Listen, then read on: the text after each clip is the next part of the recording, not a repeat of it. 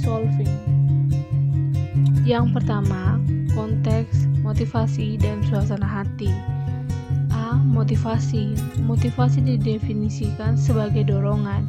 Dorongan merupakan suatu gerakan jiwa dan perilaku seseorang untuk berbuat, sedangkan motif dapat dikatakan suatu driving force, yang artinya sesuatu yang dapat menggerakkan manusia untuk melakukan tindakan atau perilaku, dan di dalam tindakan tersebut terdapat tujuan tertentu.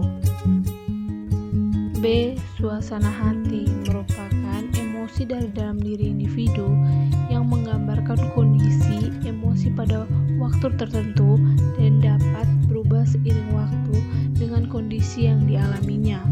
Mood dapat berubah menjadi emosi apabila memiliki objek emosi dan memiliki kecenderungan untuk melakukan perilaku dalam waktu yang singkat.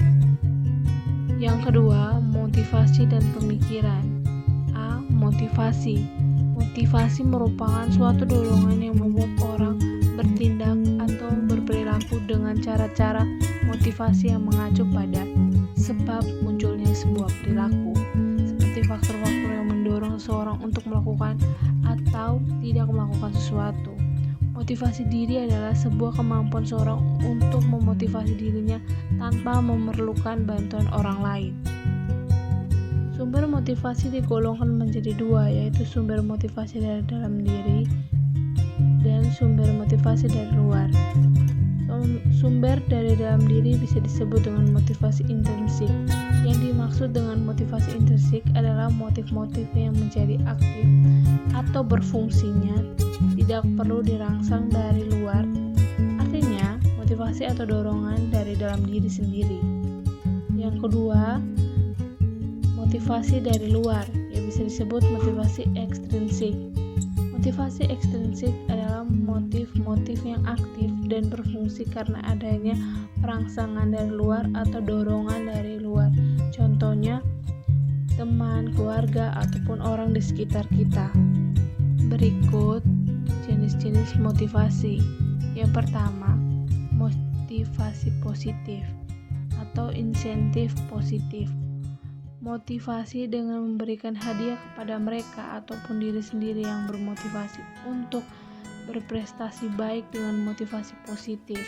Yang kedua, motivasi negatif, insentif negatif. Memotivasi dengan memberikan hukuman kepada mereka ataupun diri sendiri yang berprestasi kurang baik atau berprestasi rendah. Manfaat dari motivasi yaitu adalah menciptakan gairah kerja sehingga produktivitas kerja meningkat. Sementara itu manfaat yang diperoleh karena bekerja dengan orang-orang yang bermotivasi adalah pekerjaan dapat diselesaikan dengan tepat waktu. B. Pemikiran. Pemikiran adalah aksi yang menyebabkan pemikiran mendapatkan pengertian baru dengan perantara hal yang sudah diketahui. Pemikiran dibagi menjadi dua, yaitu yang pertama, pemikiran langsung.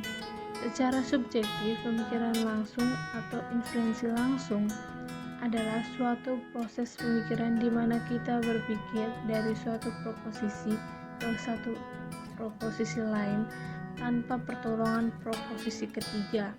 Yang kedua, pemikiran tidak langsung. Pandang secara subjektif, pemikiran tidak langsung adalah proses pemikiran yang dengannya kita bergerak dari suatu proposisi lain ke proposisi dengan pertolongan proposisi ketiga. Sedangkan apabila dipandang secara objektif, pemikiran tidak langsung adalah hubungan antara ketiga buah proposisi tersebut. Adapun bentuk-bentuk pemikiran tidak langsung. Yang ketiga, efek mood pada berpikir. Suasana hati atau mood merupakan emosi dari dalam diri individu yang menggambarkan kondisi emosi pada waktu tertentu dan dapat berubah seiring waktu dengan kondisi yang dialaminya. Mood dapat berubah menjadi emosi apabila memiliki objek emosi dan memiliki kecenderungan untuk memunculkan perilaku dalam waktu yang sangat singkat. Yang keempat, sumber daya kognitif. Teori sumber daya kognitif adalah suatu teori yang berkaitan erat dengan dunia psikologi yang mulai dengan diperkenalkan oleh Fred Wilder dan Joe Gregia pada tahun 1987. Teori ini mengaitkan kecerdasan dan pengalaman pemimpin dengan reaksinya terhadap situasi stres. 4 faktor utama sumber daya kognitif. Yang pertama, kecerdasan dan perilaku direktif. Seorang pemimpin bertugas membuat rencana dan menyusun strategi untuk mencapai tujuan kelompok. Hal itu tentunya membutuhkan kecerdasan. Selain itu diperlukan pola komunikasi yang baik dalam mengarahkan setiap anggota kelompok sehingga mampu memahami arah gerak yang diinginkan. Yang kedua, pengalaman. Memiliki banyak pengalaman adalah suatu keuntungan bagi pemimpin dalam menghadapi segala sesuatu. Sebab kemudian untuk menghadapi situasi serupa akan lebih besar. Jadi, pemimpin yang memiliki pengalaman dan diasumsikan dapat mengambil keputusan yang lebih baik dibanding pemimpin hanya mengandalkan kecerdasannya saja. Yang ketiga, pengetahuan mengenai tugas terkait. Pada beberapa kesempatan, tugas yang sederhana tidak dapat membutuhkan kecerdasan khusus dan tidak membutuhkan pengalaman sebelumnya.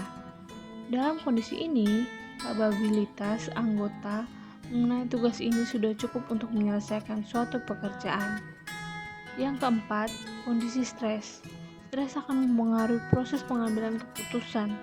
Apabila pemimpin telah memiliki kecerdasan, kondisi stres akan mampu diatasi lebih baik dibanding dengan pemimpin dengan kompetensi yang kurang dan pengalaman yang minim.